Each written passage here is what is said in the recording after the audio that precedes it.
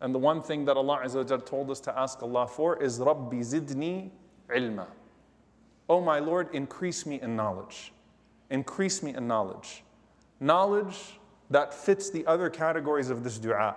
Knowledge that brings khushu' to the heart. إِنَّمَا يَخْشَى اللَّهَ مِنْ عِبَادِهِ الْعُلَمَاء. Knowledge that makes your heart more humble. Knowledge that curbs the ego. Knowledge that curbs the self. Knowledge that leads you to action that makes your dua heard. Because we know that dua is heard when there is action to that dua. So you want knowledge that inspires the other things that are mentioned in this dua. And someone might say, well, what about worldly knowledge? What if I just want to learn something because it's cool? What if I want to learn something because it gives me purely worldly benefit? And the answer is, إِنَّمَا الْأَعْمَالُ بِالنِّيَّاتِ. Actions are but by intention. Seeking knowledge is an action.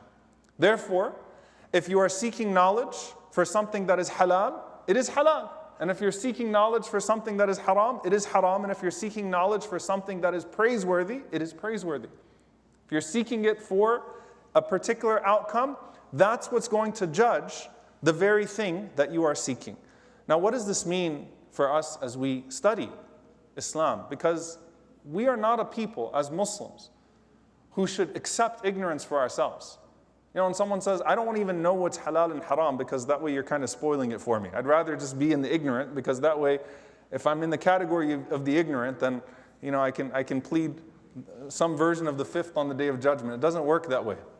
You have to seek knowledge. Rabbi zidni ilma. Everyone is supposed to pursue knowledge. There's a collective fard of some sort to where you need to know something of your religion and you need to want to increase in your religion, starting with the Quran. Do not be satisfied.